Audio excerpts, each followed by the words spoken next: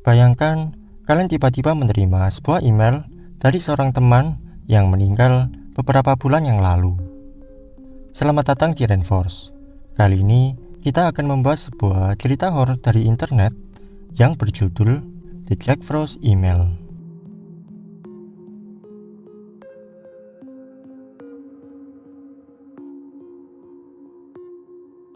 Pada bulan Juni 2011, di sebuah kota yang bernama Dunmore, Pennsylvania, Amerika Serikat, seorang pria yang bernama Jack Frost meninggal dunia pada usianya yang ke-32. Jack meninggal karena penyakit aritmia jantung, sebuah penyakit yang menyebabkan kematian mendadak. Kematian Jack Frost yang tiba-tiba ini tentunya memberikan duka mendalam bagi sahabat dan keluarganya. Waktu pun terus berjalan dan menyembuhkan luka bagi sahabat dan keluarga yang ditinggalkan. Namun, semua itu berubah.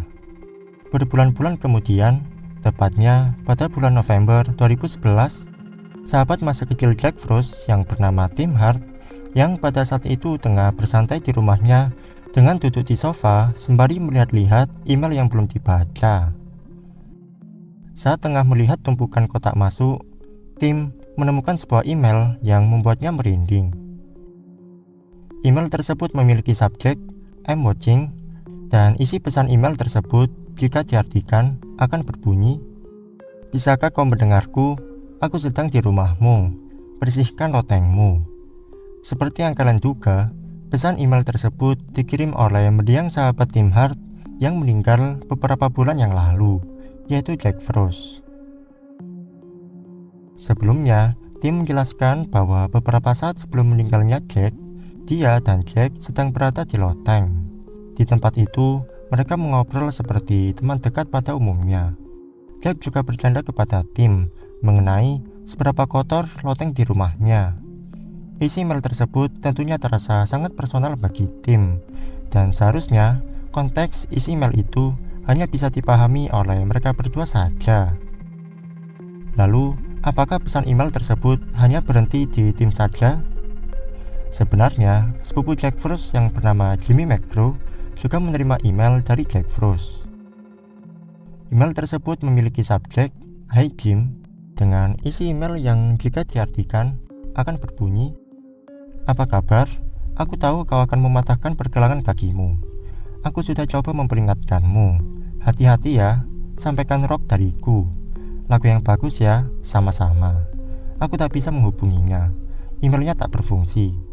Jika kalian menganggap email ini tak berarti apapun, kalian salah. Sebab, seminggu sebelum Jimmy mendapatkan email ini, Jimmy mematahkan pergelangan kakinya saat hendak pergi untuk bekerja. Ditambah lagi, Jimmy tidak memberitahukan kondisi pergelangan kakinya ke banyak orang. Dan itu dia pesan email dari Jack Frost. Tidak ada lagi email yang diterima. Bahkan, Tim sendiri sampai membalas email dari Jack Frost. Namun, tak ada satupun balasan darinya. Pastinya kalian bertanya-tanya, apa yang sebenarnya terjadi? Dan siapakah yang mengirimkan pesan email tersebut?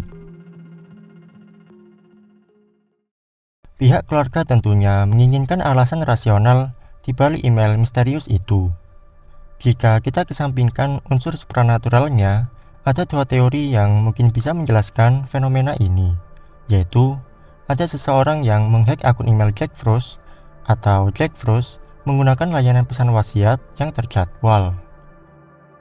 Sebelumnya, sempat ada sebuah kejadian di mana akun email seseorang yang sudah meninggal tiba-tiba dihack oleh orang yang tak bertanggung jawab.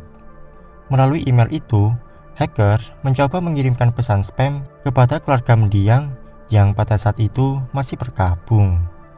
Untungnya, pihak provider email yaitu Yahoo sempat memberikan klarifikasi atas insiden tersebut, dan pihaknya berjanji akan lebih meningkatkan keamanan dan privasi pengguna. Jadi masuk akal saja jika seseorang entah bagaimana memiliki akses ke akun email Jack Frost, dan melalui email Jack Frost, seseorang mengirimkan pesan kepada Tim dan Jimmy sebagai cara untuk menghidupkan memori bersama Jack atau hanya sekedar prank. Ibunya Jack saat interview memberikan pernyataan yang janggal. Saya melihat mereka membuat orang lain senang. Saya melihat mereka juga membuat kecewa beberapa orang. Tetapi yang saya lihat, mereka masih membicarakannya. Kata mereka dalam pernyataan ibunya Jack mungkin merujuk pada siapapun yang memiliki akses ke akun email Jack Frost. Bisa dari orang lain, temannya, atau bahkan ibunya sendiri. Masalahnya, teori yang satu ini memiliki banyak sekali kejanggalan. Kalau kita lihat kembali email yang diterima tim, tidak mungkin orang lain bisa tahu keadaan tim dan Jack saat berada di loteng, karena itu sifatnya personal. Dan kalau misalnya Jack ternyata memberitahukan hal itu kepada orang lain, mengapa harus membutuhkan waktu 5 bulan untuk mengirimkan email tersebut? Baik email yang diterima tim maupun Jimmy, keduanya adalah pesan yang sifatnya personal. Selain itu, aku juga tidak menemukan informasi mengenai provider email apa yang dipakai Jack Frost pada saat mengirimkan pesan. Mungkin kalian beranggapan bahwa orang terdekat Jack Frost lah yang melakukannya. Anggap saja Tim Hart dan Jimmy McGrew saling bekerja sama mengirimkan kedua email tersebut.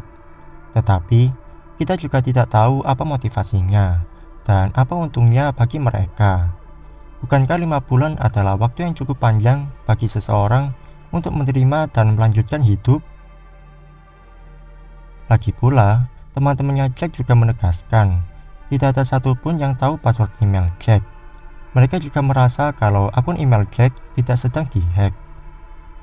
Dari penjelasan yang kusebutkan sebelumnya, sudah pasti teori kedua yaitu Jack Frost menggunakan layanan pesan wasiat yang terjadwal tidak mungkin terjadi. Karena mana mungkin Jack bisa tahu bahwa sepupunya Jimmy bisa mengalami patah pergelangan kaki di masa depan. Layanan pesan wasiat biasanya dipakai untuk orang-orang yang sudah tahu bahwa umurnya sudah tidak lama lagi. Masalahnya, untuk kasus ini, penyebab kematian Jack Frost adalah aritmia jantung, yang mana penyakit ini tidak bisa ditebak dan bisa muncul secara tiba-tiba. Fun fact-nya, sebanyak 15-20% penyebab kematian orang di dunia adalah aritmia.